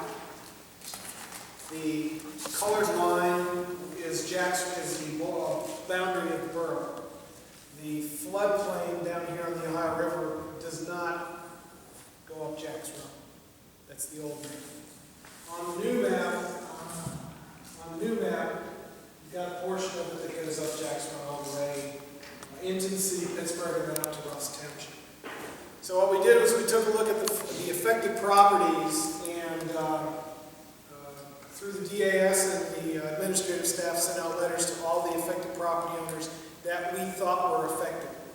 And in effect, with respect to any changes or any problems that any of the affected property owners have, they were required to, if they wanted to submit an appeal, we requested that they come through the borough to submit the appeal, hence the letter that we have, Mr. Smith.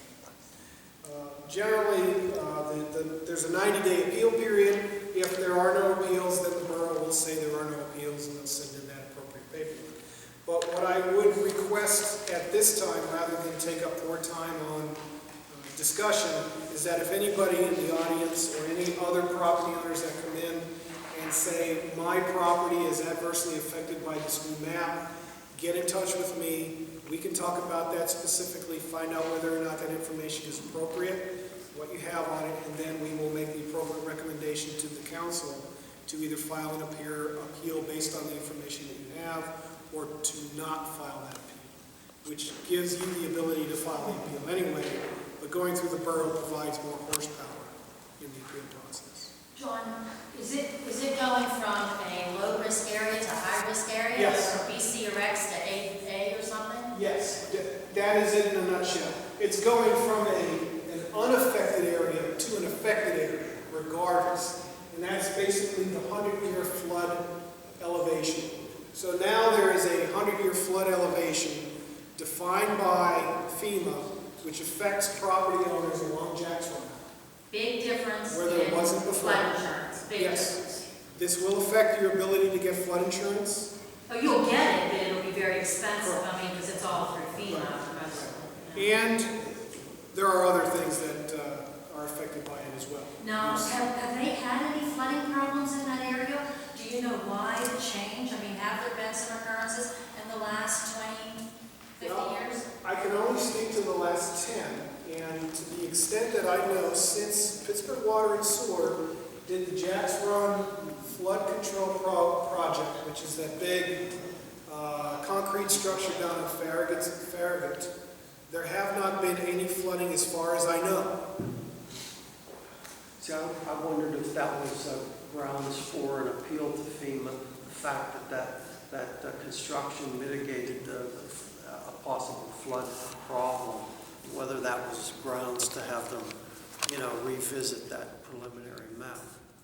To the extent that anybody would make that comment, that would be the city of Pittsburgh who funded that project, because predominantly that floods up towards, Ross Township. Yeah, it's a difficult area because Bellevue is Farragut Street. Right. The middle of the property is Ross, and the other hill is Pittsburgh. Yeah. Doesn't Alcoasand maintain that tank? I thought it was the city of Pittsburgh and Alcoasand's money. And when it flooded here a few years ago, it was because of the trash and rubbish that the residents of Ross was throwing along that little creek there. You're not talking about the structure down here. You're talking about the Jack's Run concrete structure. That's maintained, but the costs of that maintenance is split between Ross Township and Bellevue per agreement. Sir, have you had any flooding issues? How long have you owned the property? Just about 3 years now. Okay, so only 3 years. But I've been in the area long before that. It has worked very well, that flood control. Okay, so you haven't had any flood issues in what time period? Oh, I know that, I think like John said, the past almost 8-9 years there hasn't That's been. not enough time. That's not enough time to say you're not in a high-risk area. Well, the biggest problem that we have now is if actual pieces of tree and everything come down through that creek, if they block the vertical structures that prevent the main drain from being blocked, once you get a big tree or a group of trees there, then that can create the flood problem. And we thought the best remedy to that would be to place some of those structures further upstream to control it before it got to the main drain. And that may be a good idea, but with respect to that happening any time in the near future, that's probably not gonna happen. 2 Jersey barriers. Would work. We can talk about that. I have another question. Yes, sir. On the contact person, are you going to be, or are we going to go through our DAS? In other words, the residents of Bellevue would be going through our DAS, so that Bellevue would have a paper trail. That's correct. I would request that any change, I misspoke. You can get in touch with me regardless, it doesn't matter, but I would say in order The to. letter instructed them to go through the office. Yeah, we go through the DAS.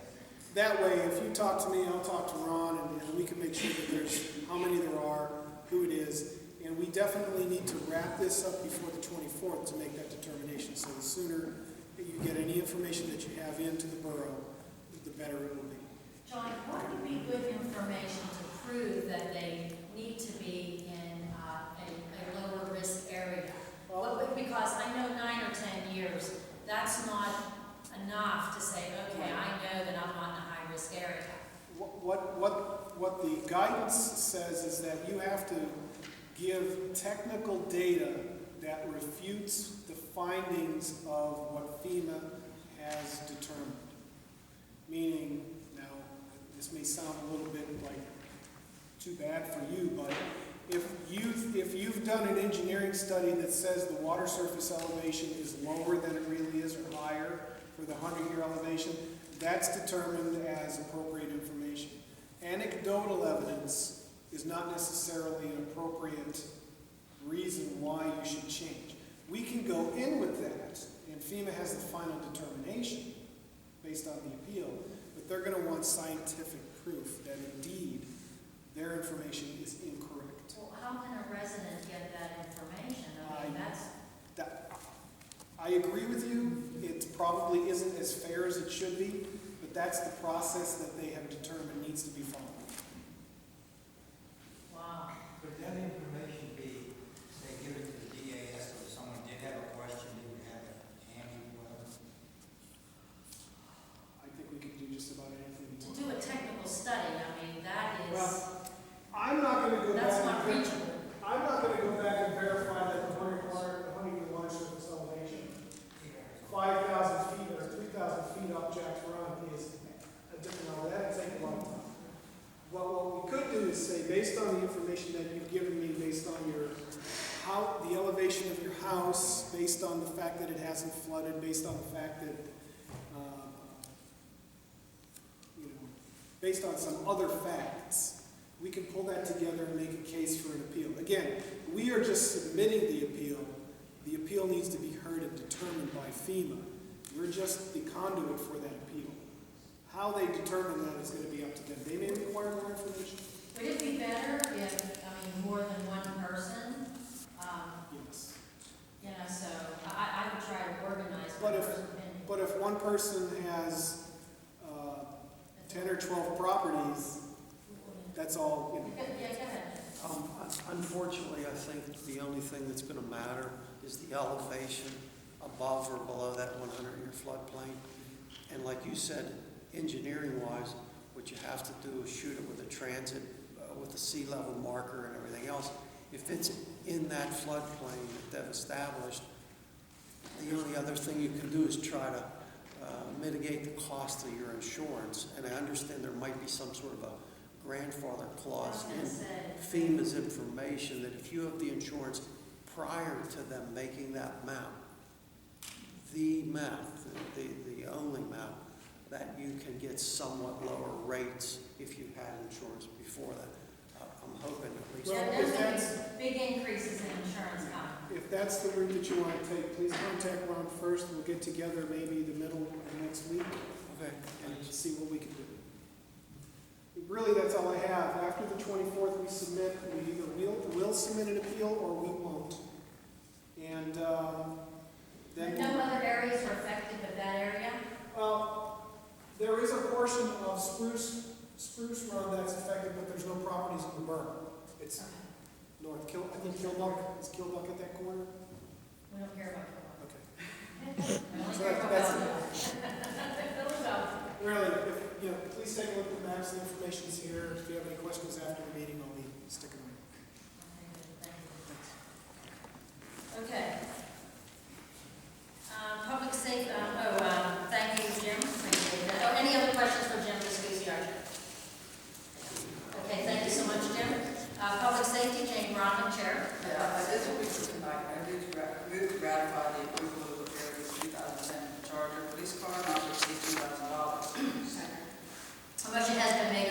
ratify the approval of repairs for the 2010 Charger police vehicle not to exceed $2,000.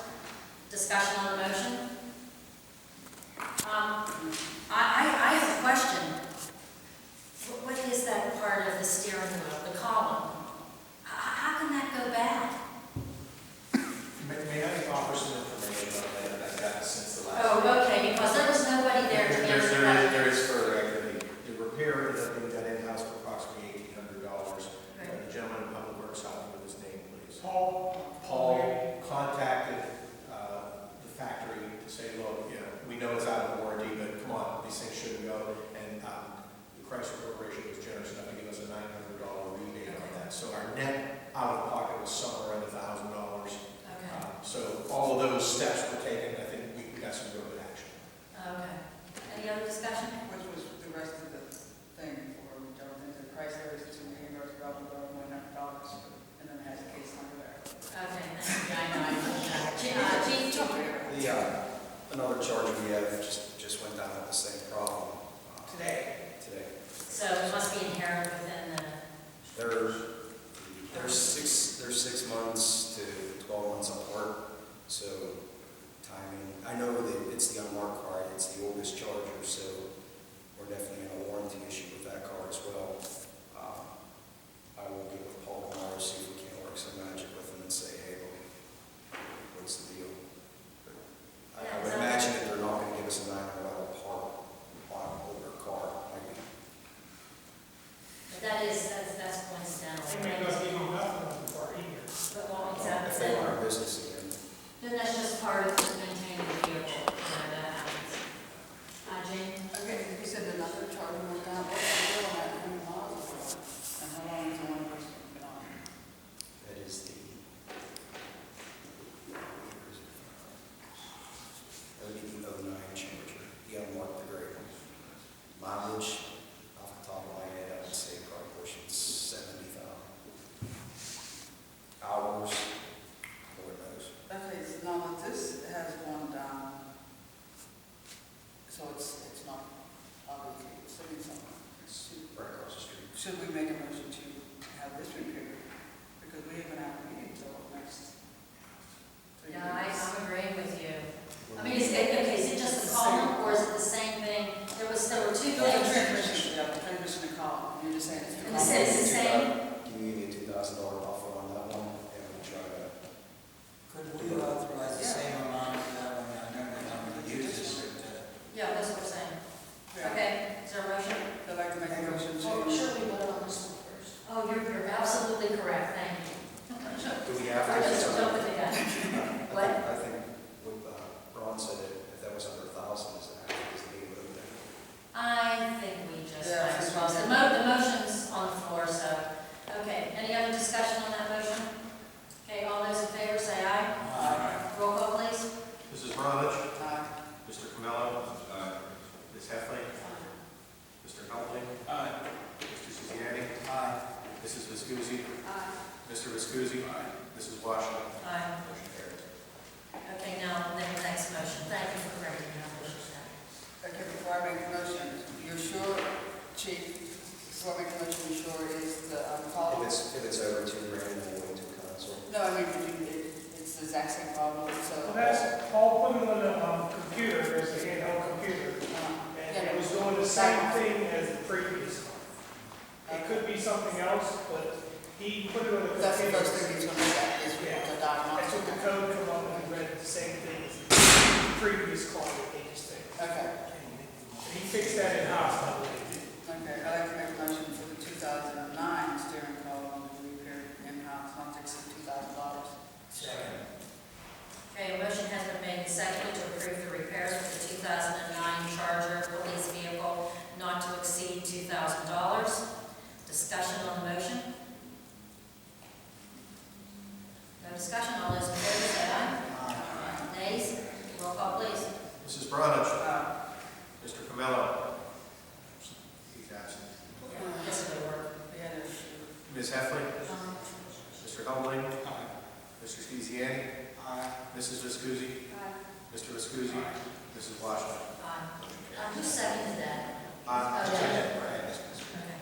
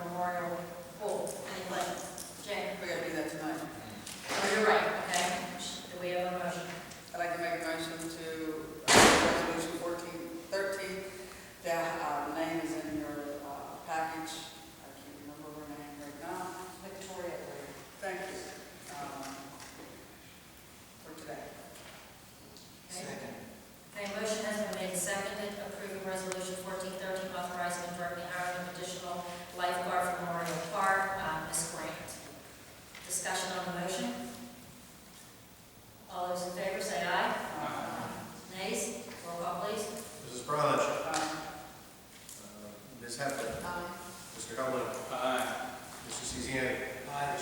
Mrs. Viscusi? Mr. Viscusi? Mr. Viscusi? Aye. Mrs. Washington? Aye. Motion carries. Okay, the resolution to acknowledge the feasibility study. We've kind of talked that one to death. No comments on that one. Okay. Ordinances. We have three of them. We have the vacant storefront ordinance. Any questions or concerns about that? It's really the first reading, I believe. It is. Right, but we're not going to do that to the ninth, so. And any questions or concerns on that? Oh, I see what you're saying. It is second. Okay, that's first. Okay. And no questions or concerns on that one? Okay, and dumpster ordinance, we're on the second reading. Any questions or concerns on that? Okay, and then the last one, dog park rules ordinance. Questions on that? Does everyone get a copy of those rules? We approve them by resolution, where we want to approve them by ordinance, so then it becomes law and they can be enforced. Mayor? Did the committee, along with looking at adopting this ordinance, look at changing the rules of Memorial Park written by Bellevue and ratified by Ross Township? Because the dog park will be part of the park that stays in the rules. You can't have any dogs, so you probably need to segment that out in case people decide to try to use the other part of the park. And then there's some other rules about line painting and a whole bunch of other things. And I think even motorcycles being allowed. Okay, I think you're looking at the resolution, you're not looking at the rules. No, I understand that.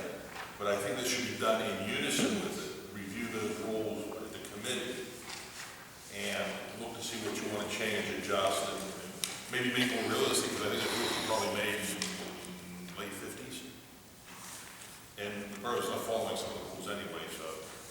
Okay, well, at this point, we're talking about the dog park itself. Right, This is the I dog understand park. that, but what I'm telling you is I think in addition to this, possibly you want to have the committee start working on the other rules of the Memorial Park Okay. that reflect part of the dog park issue as well as some other issues. Because if you don't adjust some of them, really you should be following them, and that means you're going to have to take lines off of the parking lots, and then the dog park, they have to paint parking line, and there's some issues there that just aren't happening right now. Okay. So I think they need to be reviewed, so that future council decide we need to enforce this, it's not there. Okay, Jane, you have a comment? No, one thing really, like this particular point has nothing to do with the other thing that we're focusing on right now. We're just focusing on the actual adoption of the ordinance. Well, he's just making. Yeah, he's making a statement to look at your old history of your rules and regulation. And you probably should do that for the, your local parks and cities, for rules, so. But right now we're focusing on making that an ordinance. Matt? This might be a question for a solicitor. Ross Township is primary jurisdiction of the Ross Police with an ordinance, just to make sure that any language that needs to be placed in there for enforcement or secondary enforcement, we have to give Ross Township primary jurisdiction, and they can defer to us to enforce the rules. I don't know if that changes the ordinance. I haven't read it, so. Well, this is in Ross Township. It is solely in Ross Township. We own it, but it's solely in Ross Township. Jane? Once we pass the ordinance, we will give it to Ross to adopt it into the section, because we are zoned into Ross. I mean, that's just like you are. So what you're saying typically is a collaborative effort, so you take the action first, or you take it at the same time? No, we'll take it first, because. You take it first, and then they just sort of rubber stamp it. Oh, okay. Yeah. Okay. Does that answer your question? Yeah, that's fine. I just want to make sure the language needed to be put in there Okay. for enforcement, that both agencies are listed. Have jurisdiction. Do we want to take comments from the president of the Dogwoods Association? No. We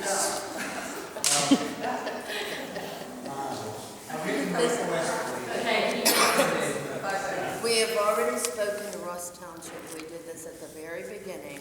What Ross Township told us to do is just like we've got the Memorial Park Rules Ordinance now. Bellevue adopts their rules for their park, this case, it would be the dog park, will then send a copy of that ordinance to Ross Township, and they will adopt similar language in accordance with their procedures as a township. But they're it's just gonna be sort of a rubber stamp kind of thing for them. Whatever we wanna do up there, they're perfectly fine with. We pass it, give it to them, they'll pass it.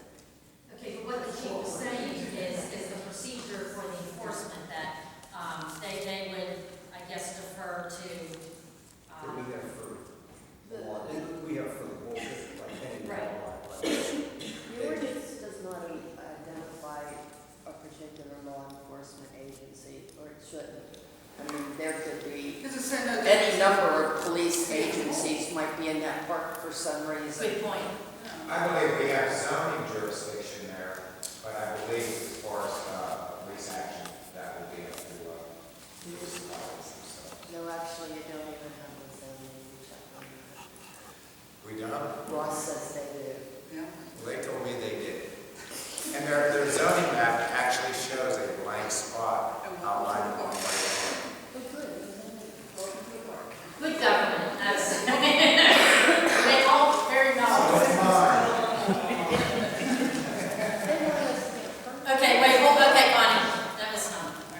Okay, Jim. I see George's point. I think it's a valid one. Maybe now, to take a look at the rules, regulations, and the ordinance, the resolutions, former North Park, even if we just go over whether we rubber stamp it or not. It's been 50 or 60 years, hasn't it, George? Well, I don't disagree with you, but you have some challenging, work right now, particularly with the tree ordinance. You've got quite a bit, but at some point, I don't disagree, but, you know. To bring up the point when the dog park was first conceptualized, the dog park committee recommended to council to review those rules. Council said that's a great idea, we'll do it when the dog park opens.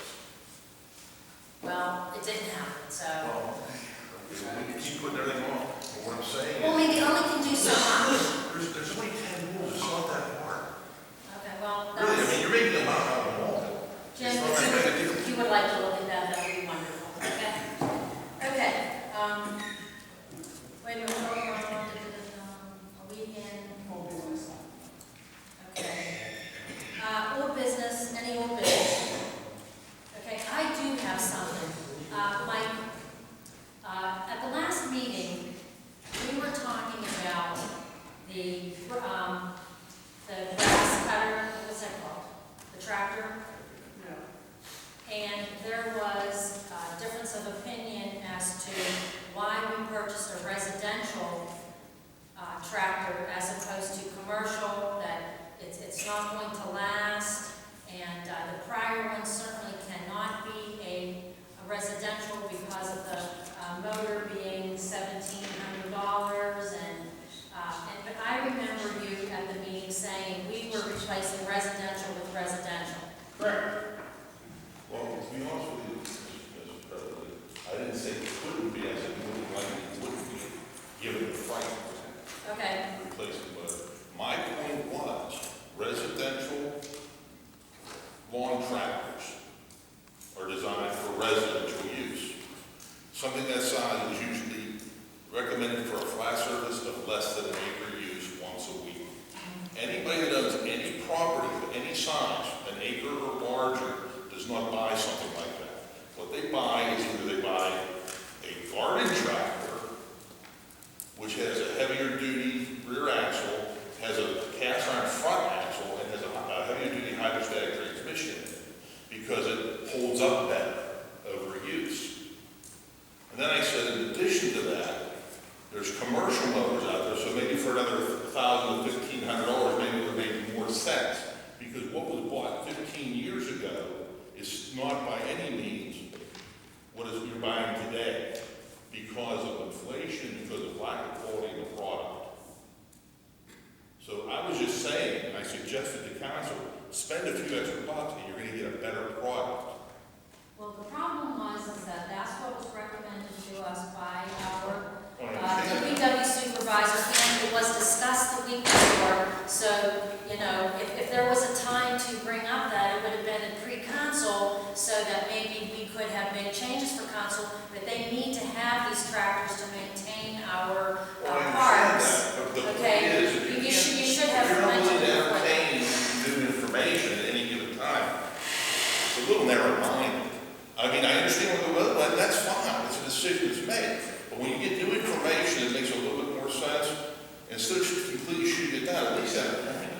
That's all Well, I'm asking. it was at the recommendation of our supervisor. Okay, who- well, the who- recommendation of somebody that's bought many But and large you had tractors in the his lifetime. opportunity, could you let me reply to you?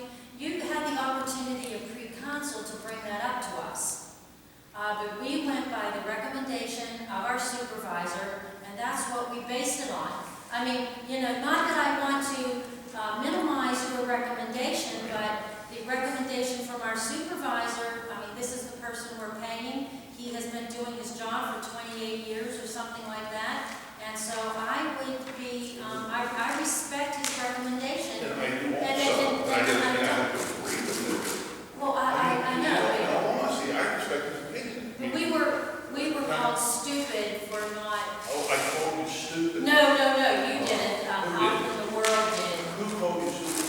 It was in the blogs. Well, I don't So, know. okay, so, but Mike, I mean, My point is, just, with all due respect, you know, I don't doubt your knowledge base by any means. However, that doesn't mean I have to agree with it. It's just because it's an opinion, doesn't mean it's correct. doesn't mean you're correct either. I agree, but I don't know why you're bringing it up tonight. You know, you try to cause a contention between the acting supervisor and me now, or what's your intention on this? Well, I really don't think that I like that accusation. I know, it was a question, it wasn't an Let me speak, accusation. please. It was a question.